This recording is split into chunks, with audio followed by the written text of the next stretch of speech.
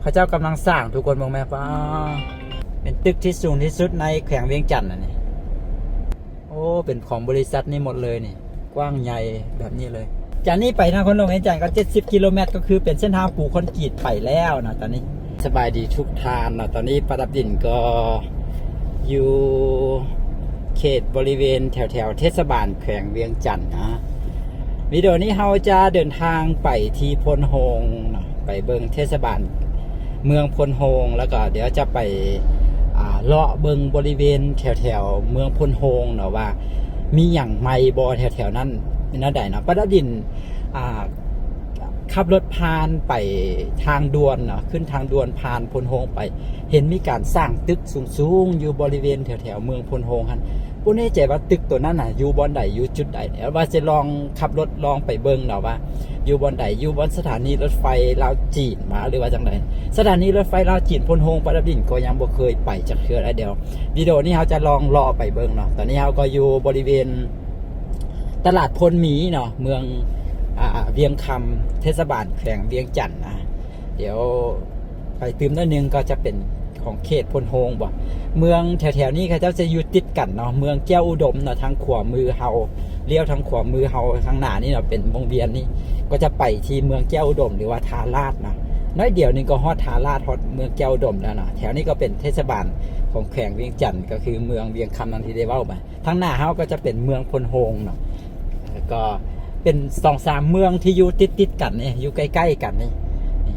ก็จะเป็นเส้นทางปูคอนกรีตลักษณะแบบนี้เนาะเป็นเส้นทางนี้โอ้ยมันเอื้อนเอารถมา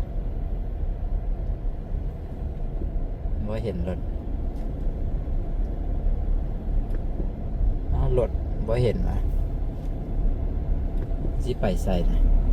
เราเอื้อนให้เอื้อนว่ารถไม่เห็น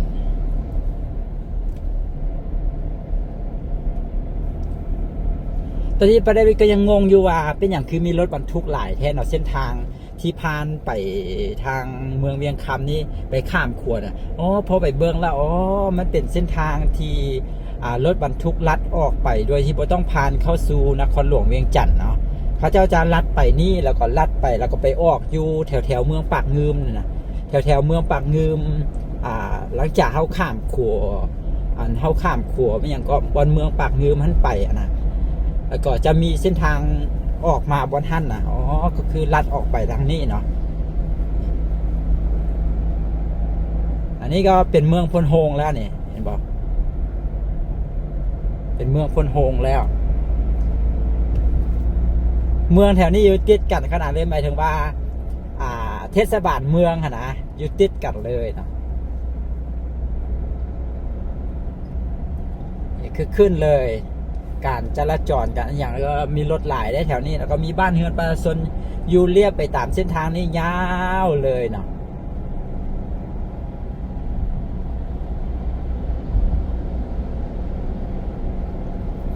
จากนี้ไปที่นครหลวงเวียงจันทน์เนาะไปตามเส้นทางได้ที่23เหนือหั่นก็คือ70 กิโลเมตรนะไปที่นครหลวงเวียงจันทน์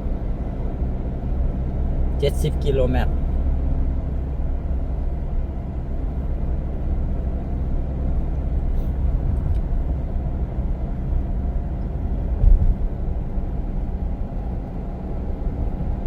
หลายกิโลเมตรเลยนี่บ้านเฮือนที่อยู่เลียบไปตามเส้นทางนี่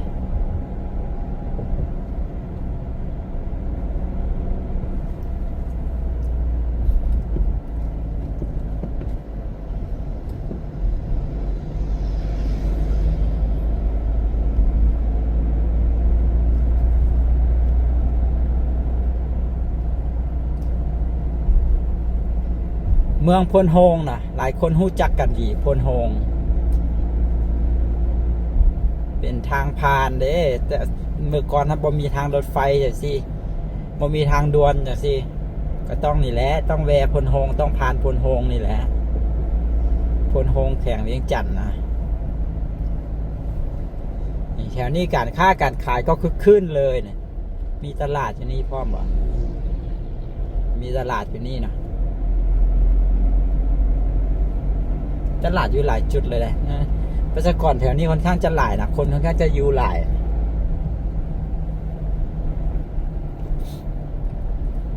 ม ถ้าหลายคนสงสัยว่าเส้นทางนี้มันอยู่บนใดก็คือ เวลาเรามาตามเส้นทางเลขที่13เหนือเนาะเรามาตามเส้นทางเลขที่13เหนือนะมาฮอดบอนพงโฮมันจะมีวงเวียนหนึ่งก็แล้วมันจะมีแยกเข้ามานะนี่ก็คือแยกเข้ามานี่แหละนะนี่เรากำลังจะไปหาบอนแยก3แยกเส้นทางเลขที่13เนี่ยพาทุกคนเบิ่งความเจริญแถวๆนี้เนาะแต่ก่อนท่านก็อาจเส้นทางอาจจะไม่ได้เป็นแบบนี้เนาะแต่ตอนนี้เพิ่นปลูกคอนกรีตเส้นทางซีเลนแบบนี้แล้วก็การสัญจรไปมาหาการสะดวกสบายเนาะก็เฮ็ดให้แบบสองข้างทางเต็มไปด้วยบ้านเฮือนห้านค้าต่างๆเนาะคนเขาเจ้าก็เลยอยู่ย้ายกันไปตามเส้นทาง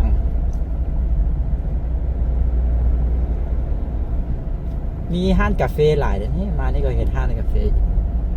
เมื่อกี้นี่ก็เห็นห้านกาแฟอยู่ลมหันงามๆห้าน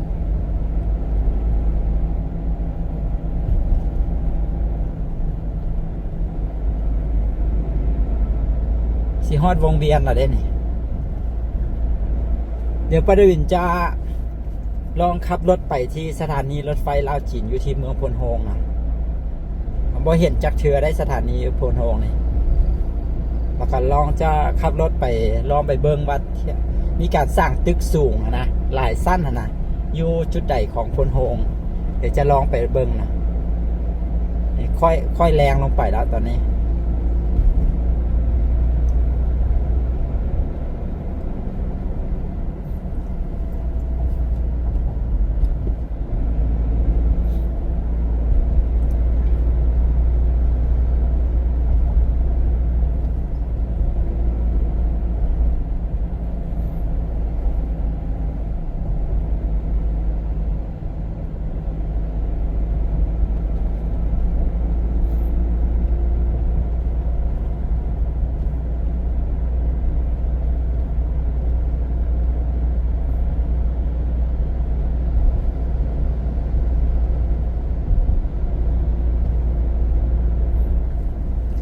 บ้านนาซู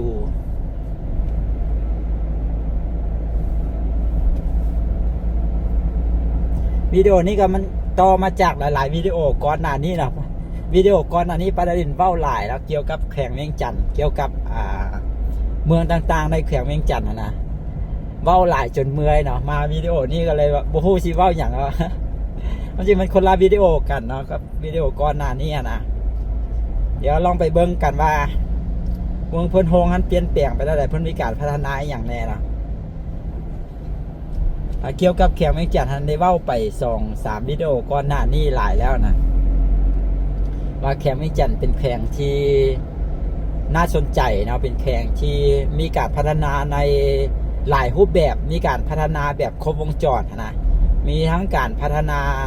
อุตสาหกรรมมีการพัฒนาเกี่ยวกับอุตสาหกรรมการท่องเที่ยวมีการพัฒนาอุตสาหกรรมการเกษตรอย่างก็ว่ากันไปแขวงเวียงจันทร์นี่เป็นแขวงที่มีพื้นที่เหมาะสมแก่การเฮ็ดอุตสาหกรรมในหลายๆด้านนะมีพื้นที่กว้างใหญ่ไพศาลเป็นแขวงใหญ่อีกแขวงหนึ่งนะ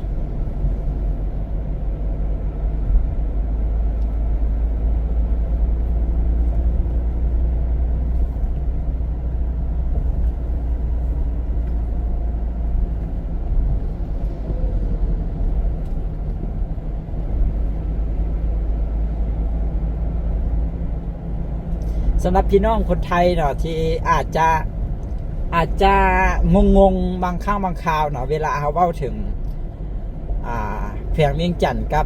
บางทีเอื้อนว่าเวียงจันทร์คือนครหลวงเวียงจันทร์บางส่วนหลายเขาก็มักเอื้อนว่าเวียงจันทร์แล้วก็แล้วสินะคือเขาอยู่ทางเหนือนะสิไปซ้ายไปเวียงจันทร์สินะเขามาไปเวียงจันทร์นี่หมายถึงว่าไปนครหลวงเวียงจันทร์เนาะแต่ว่าเวียงจันทร์ตอนนี้ก็ถ้าให้เว้าตามถือตามหลักการคือถือตามอันนั้นนะก็คือนครหลวงเวียงจันทร์ก็คือนครหลวงเวียงจันทร์แขวงเวียงจันทร์ก็คือแขวงเวียงจันทร์เนาะแขวงเวียงจันทร์ก็คือถ้าเป็นเว้าเป็นภาษาไทยก็อีกจังหวัดนึงเนาะบ่แม่นนครหลวงนะแขวงเวียงจันทร์นี่ก็ประกอบมี11เมืองบ่ถ้าเว้าไปบ่ผิดได้เนาะก็มีหลายเมืองเลยนะมีมัน11เมืองบ่ ถ้าประเด็นเบ้าไปถ้าคิดไรบ่ผิดนะแขวงเวียงจันทน์ส่วนนครหลวงเวียงจันทน์ก็มี9 เมืองแขวงเวียงจันทน์นี่จะอยู่ติดกับนครหลวงเวียงจันทน์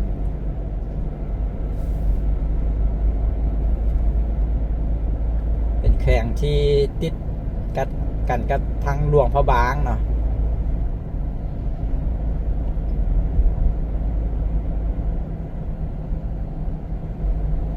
ติดทางแขวงไซสมบูรณ์นำ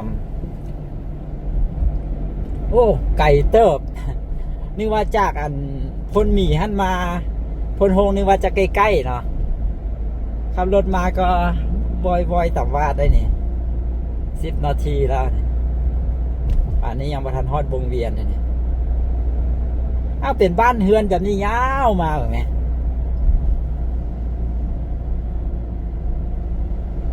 อันนี้บ่ได้แม่นนครหลวงเวียงจันทน์ได้เนาะคือเว้าเนาะบางทีพี่น้องชาวไทยอาจจะเข้าใจว่าเป็นนครหลวงเวียงจันทน์อันนี้บ่แม่นนครหลวงเวียงจันทน์นะอันนี้คือเมืองพลโฮงเนาะแขวงเวียงจันทน์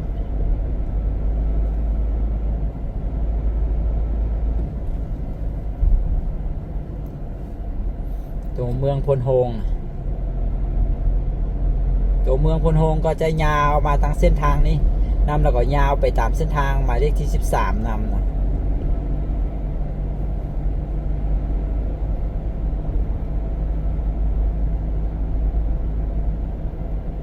มันก็จะเป็นเฮือนหลังหนึ่งแล้วก็อยู่เลียนกันไปตามเส้นทางเลยนี่เขาฮอดเส้นทางเลขที่13แล้วเนาะเวียงจันทน์เนี่ยเพื่อก็ใส่ป้ายเข้ามาเวียงจันทน์เห็นปะเวียงจันทน์นี่หมายถึงนครหลวงเวียงจันทน์เนาะ70 กิโลเมตรสถานีรถไฟไปทางไหนไปทางนี้ป่ะ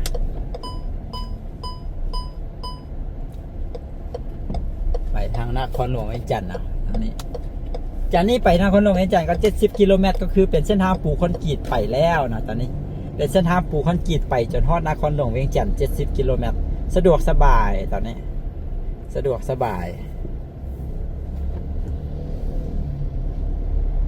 เดี๋ยวประดิษฐ์ว่าจะลองไปที่สถานีรถไฟลาวจีนซึ่งตอนนี้ก็บ่ฮู้ว่าสถานีรถไฟลาวจีนอยู่บ่ไหนแต่เข้าใจว่าน่าจะเป็นแถวทางหน้าเอานี่บ่เดี๋ยวจะลองไปเบิ่งอย่างเมืองพลโฮงน่ะนี่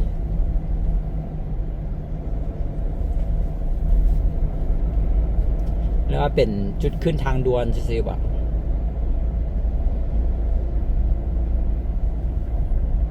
จุดขึ้นทางด่วนหรือว่าไปสถานีรถไฟเพิ่นบ่มีป้ายน่าจะไปขึ้นทางด่วนตัวนี้แต่สถานีรถไฟไปทางใดอันนี้น่าจะไปขึ้นทางด่วนตามเบิ่งนี่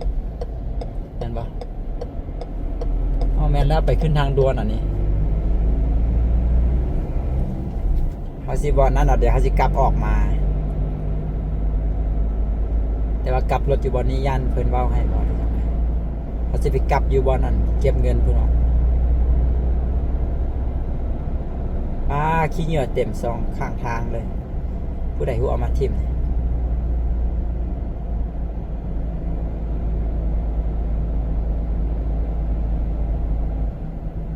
จุดเก็บเงินอันนี้ขึ้นทางด่วนเนาะไปสถานีรถไฟลาวจีนพลโฮงอยู่บ่ไหนวะเดี๋ยวกลับรถอยู่บ่นี้ทางเข้าสถานีรถไฟลาวจีนอยู่ลุมพุ่นเนาะเขาเข้าได้หลายทางนะคิดว่าเข้าไปตามฮอมบ้านฮอมอย่างก็น่าจะเข้าไปได้เช่นเดียวกันแต่ว่าก็จะมีทางลักเข้าไปอยู่เดี๋ยวเขาจะลงไปต่อเติมนั่นเองสิเข้าไปตึกที่ว่าเพิ่นสร้างตึกหลายสั้นนะก็น่าจะอยู่บนสถานีรถไฟลาวจีนตามประเด็นว่าเนี่ย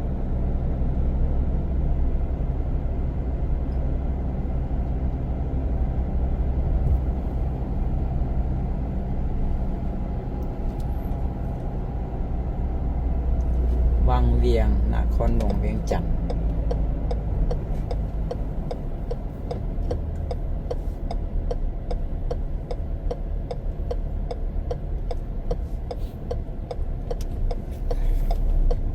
ต้องมีป้ายแหละ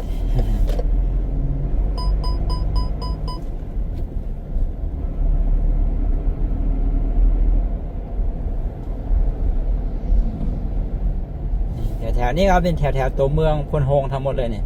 ห้องการต่างๆก็อยู่แถวทางหน้าเขานี่สองข้างทางนี่ก็เป็นห้องการแผนกต่างๆนะ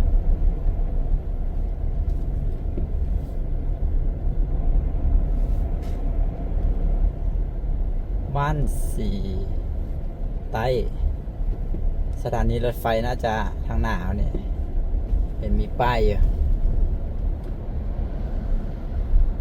สถานีรถไฟพลโฮงเอาไว้นี่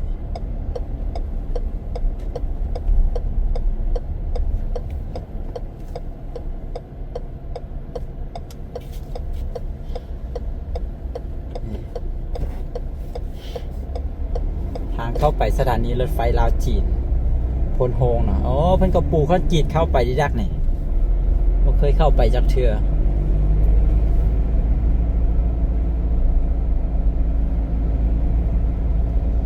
แต่ว่าขึ้นภูได้นี่ ขึ้นภูไป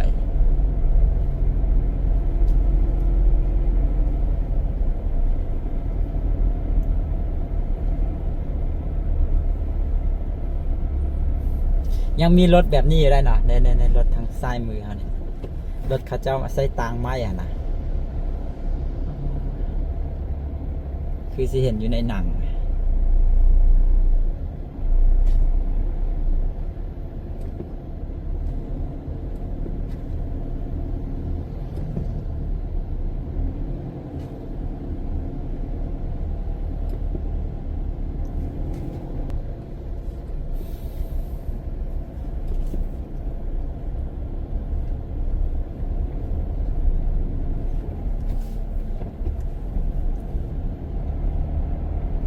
น่าจะได้ลอดทางด่วนไปอ๋อ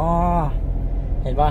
เห็นประเด็นว่าเขาจะมีการสร้างตึกสูงอยู่ที่วังเวียงนี่อยู่ที่พลโฮงนี่มันอยู่นี่น่าจะได้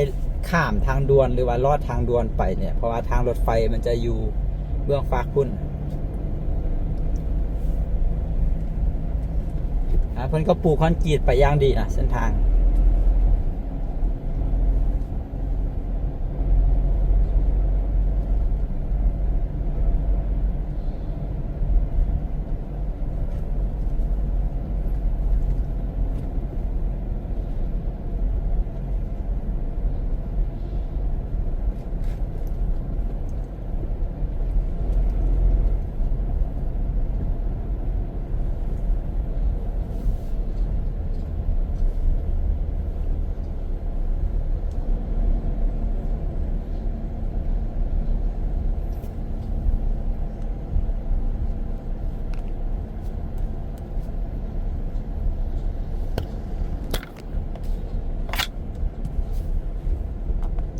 นี่ทุกคนตึก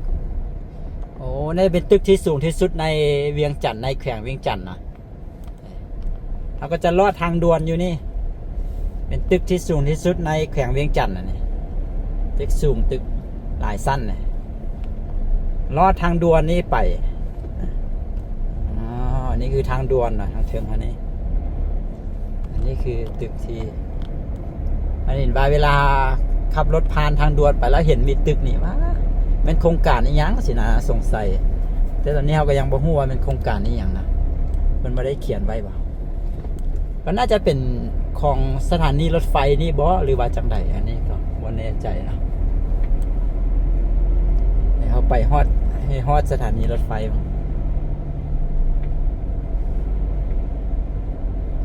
นั่งไก่ว่ะ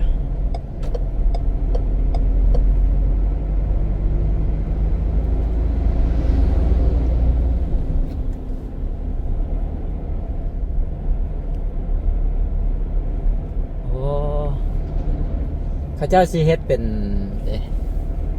VP Logistics Center เขาเจ้าจะเฮดเป็นศูนย์พักสินค้าก่อนขึ้นรถไฟอะนะวัดป่าดานพระโอ้กำลังมีการพัฒนาโอ้นั่นแหละของบริษัทอันว่าโลจิสติกส์แหละเนาะที่ว่าเพิ่นสร้างตึกอะนะแถวนี้มันจะกลายเป็นศูนย์จะกลายเป็นคอมเพล็กซ์จะกลายเป็นอีกอย่างที่เป็นบอนทายสินค้าได้นี่สงสัยนี่เขาจะกำลังสร้างพัฒนานี่มันใกล้กับสถานีรถไฟอะนะว่ากำลังสร้างกันเต็มไปหมดเลยนี่เป็นร้านเป็นอย่างนี้เต็มไปหมดเลยนี่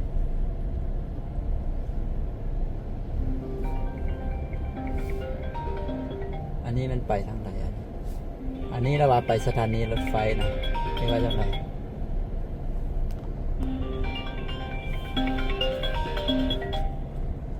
อันนี้มันข้าเจ้ากำลังสร้างข้าเจ้ากำลังสร้างทุกคนมองแม่ป้ากำลังสร้างจุดขนส่งสินค้าอย่างก็ว่ากันไปนะ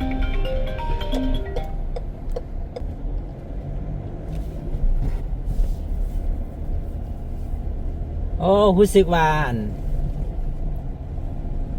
แถวนี้เพิ่นพัฒนาหลายแห่งเนาะแถวใกล้ๆกับสถานีรถไฟนี่คือสถานีนครหลวงเวียงจันทน์นี่มันจะเป็นสถานีเฉพาะผู้โดยสารเนี่ยอยู่วันท่านกันเลยว่าได้มีการพัฒนาอย่างหลายเพราะอยู่นครหลวงเวียงจันทน์มันจะมีแยกเนาะสถานีขนส่งสินค้าก็จะอีกสถานีหนึ่งสินะสถานีขนส่งผู้โดยสารอีกสถานีหนึ่งสินะแต่ว่าอยู่พนโฮงนี่สถานีขนส่งสินค้าก็น่าจะอยู่รวมกันนี่นะทุกอย่างมันก็เลยว่ามาพัฒนารวมกันอยู่นี่นะก็จะเป็นที่เขาจะเฮ็ดกำแพงอ้อมนี่ก็น่าจะเป็นหลักๆก็น่าจะเป็นศูนย์พักก็ก็เป็นพื้นที่เอาทายโอนสินค้าประมาณนั้นเนี่ยโอ้เป็นของบริษัทนี่หมดเลยนี่กว้างใหญ่แบบนี้เลย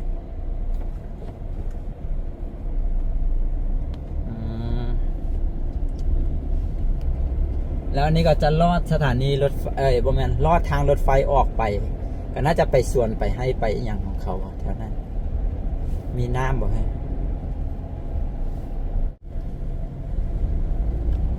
อันว่าตึกสูงนี่ก็เป็นของบริษัทนี่แท้นี่เป็นเดินบางกว้างพื้นที่บางกว้างนี่ก็เห็นนี่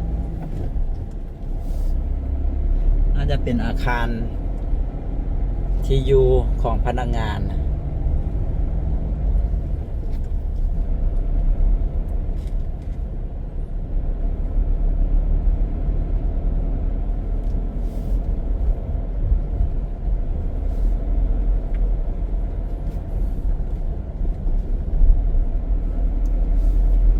จะลองเข้าไปตัวสถานี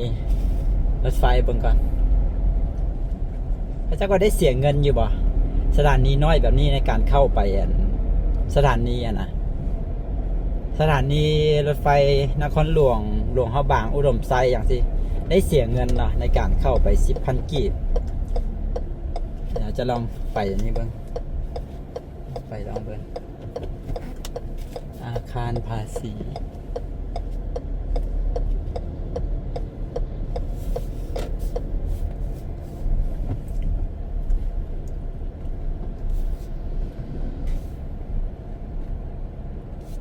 มีคันโฮมอย่างนั้นก็น่าจะได้เสียเงินคือกันนะคิดว่า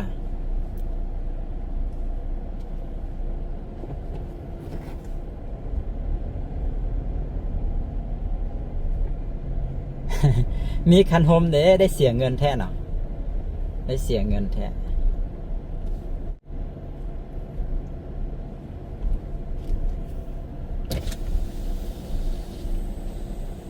เท่าไหร่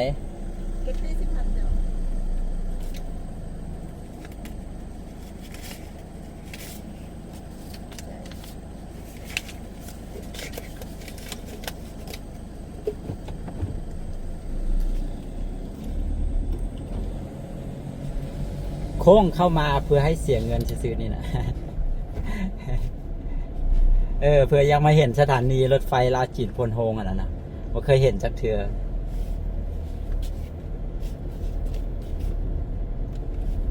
โค้งเข้ามาบ่มีรถไฟมานะก็จะแบบนี้ว่าได้มีอย่างเกิดขึ้นมีรถไฟมาแล้วแหละจึงจะมีคนมาครับมาส่งหลายนะเขาก็โค้งเข้ามาเบิงแล้วก็เสียเงิน10,000 กีบแล้วก็ออกไป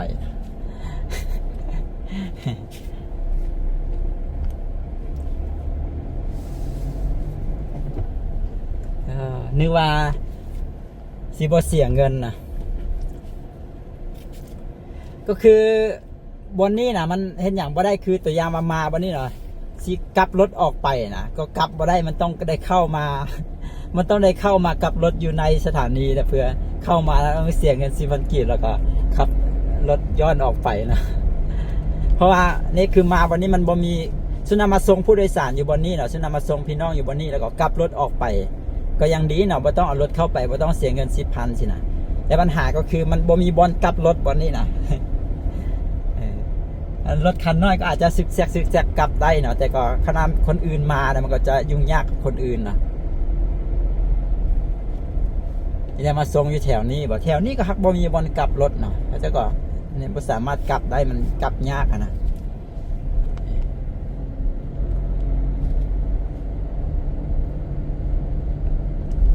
อ๋อก็เป็นพื้นที่ของบริษัทนี้ทั้งหมดแหละเนาะคิดว่าเขาเจ้าเฮ็ดนี่เป็นจุดขนส่งสินค้าเนาะจุดท้ายโอนสินค้าอย่างประมาณนั้นกว้างใหญ่ไพศาลเลย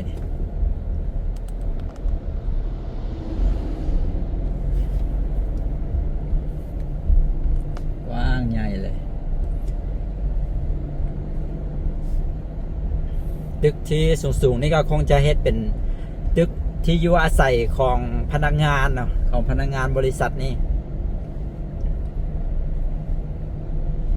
เป็นตึกที่สูงที่สุดในแขวงเวียงจันทน์เนาะเพราะว่าอยู่วังเวียงก็ยังบ่มีตึกที่สูงเท่านี้ที่อยู่วังเวียงบ่มีเทื่อเนาะวังเวียงก็เป็นแขวงเวียงจันทน์เลยตึกที่สูงที่สุดในแขวงเวียงจันทน์